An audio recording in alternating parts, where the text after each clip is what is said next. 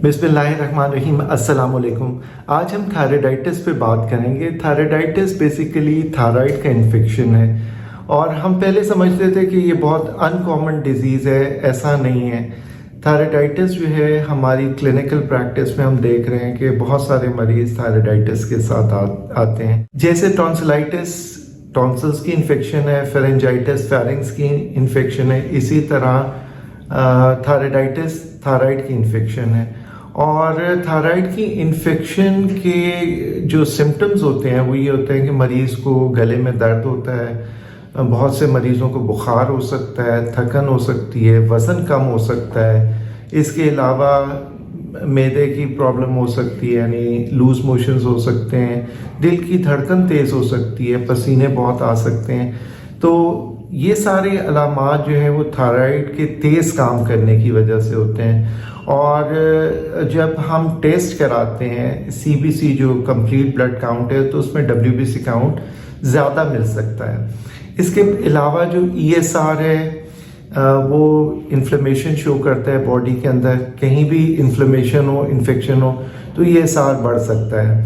तो थायराइडाइटिस में भी ESR बढ़ता है। इसी तरह एक CRP टेस्ट होता है, C रिएक्टिव प्रोटीन, जो कि इन्फ्लेमेशन के बारे में बताता है बॉडी में। तो ये भी थायराइडाइटिस में बढ़ सकता है।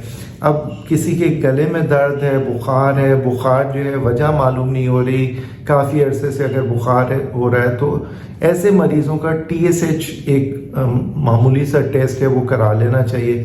थायराइडाइटिस के अंदर TSH कम होता है और एक और टेस्ट होता है फ्री T4, वो बढ़ा हुआ होता है। अब TSH कम होना और फ्री T4 बढ़ना ये 2-3 बीमारियों में हो सकता है। पहली बीमारी जैसे थायराइडाइटिस है। इसके अलावा एक बीमारी है जिसको ग्रेव्स डिजीज़ कहते हैं। इसमें थायराइड तेज़ काम करता है, तो उसके अंदर भी TSH सप्रेस्ड हो जाता है और फ्री T4 बढ़ जाता है। इसके अलावा अगर मल्टीपल नोड्यूल्स हैं थायराइड के अंदर और कोई नोड्यूल तेज़ काम कर रहा है, तो उसके अंदर भी TSH कम होता है और फ्री T4 बढ़ जाता है। अब ये इतनी सारी बीमारियां, यानी ग्रेव्स डिजीज़, थायराइडाइटिस या नोड्यूल, ये किस तरह पता चलेगा कि थायराइडाइटिस है? मैंने कुछ बुनियादी टेस्ट आपको बता दिए, CBC, ESR, CRP। ये CRP बढ़ सकता है, ESR बढ़ सकता है, लेकिन इसका स्पेसिफिक जो टेस्ट होता है उसको हम कहते हैं थायराइड स्कैन। थायराइड स्कैन करा लेना चाहिए ताकि ये ग्रेव्स डिजीज़ और थायराइडाइटिस में डिफरेंस बता देता है कि आया मरीज़ को थायराइडाइटिस है, यानी थायराइड में इन्फेक्शन है, या एक ऑटो इम्यून बीमारी है जिसके अंदर थायराइड तेज़ काम करता है, उसको ग्रेव्स डिजीज़ कहते हैं। तो थायराइड स्कैन इन दोनों में डिफ्रेंशिएट करके आपको बता देता है कि मरीज़ को थायराइडाइटिस है या ग्रेव्स डिजीज़ है। ये ऐसा करना क्यों ज़रूरी है? क्योंकि दोनों का इलाज बिल्कुल मुख्तलिफ है। ग्रेव्स डिजीज़ का इलाज जो है वो बिल्कुल मुख्तलिफ है और थायराइडाइटिस का इलाज बिल्कुल मुख्तलिफ है। और थायराइडाइटिस का इलाज क्या है? क्योंकि ये थायराइड में जो इन्फ्लेमेशन होती है, इन्फेक्शन होती है, ये यूजुअली वायरल इन्फेक्शन होती है। इसके अंदर कुछ वायरसेस होते हैं जो कि वक्त के साथ खुद ब खुद ठीक हो सकते हैं, लेकिन गले में चूँकि दर्द हो रहा है तो non steroidal anti inflammatory medications हैं जो कि जब हम दें तो इस दर्द को दूर करती हैं और साथ ही इन्फ्लेमेशन को कम कर सकती हैं। दूसरा है कॉर्टिकोस्टेरॉइड्स। कॉर्टिकोस्टेरॉइड्स ऐसी दवाइयाँ हैं जो कि इन्फ्लेमेशन को बॉडी में कम करती हैं।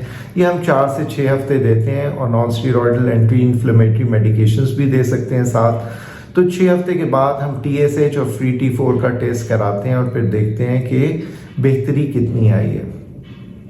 अब हम क्यों ये कह रहे हैं कि फ्री T4 और TSH हमने 6 हफ्ते बाद करना है? क्योंकि बहुत सारे मरीज़ जो है वो तो ठीक हो जाते हैं, लेकिन 15% मरीज जिनमें थायराइडाइटिस हुआ है वो 4 से 6 महीने के बाद जो है वो थायराइड ग्लैंड उनका स्लो काम करने लगता है। और ऐसे 15% मरीजों को फिर हमें थायरोक्सिन देना पड़ती है फ्यूचर लाइफ के अंदर। इसलिए हमें ये टेस्ट दोबारा रिपीट करके देख लेना चाहिए कि थायराइड नॉर्मल काम कर रहा है या नहीं कर रहा, और 2-3 महीने के बाद हमें ये टेस्ट रिपीट करके देख लेना चाहिए कि थायराइड कहीं हाइपोथायराइड यानी स्लो काम करने तो नहीं लगा इन्फ्लेमेशन के बाद। और अगर स्लो काम कर रहा है तो फिर हमें थायरॉक्सिन ऐसे मरीज़ों को देनी पड़ती है। अगर बुखार नहीं ख़त्म हो रहा, किसी मरीज़ का वज़न कम हो रहा है, थकन हो रही है, दिल की धड़कन तेज़ हो रही है, तो ऐसे मरीज़ों को चाहिए कि अपने मौलिद से रब्ता करें।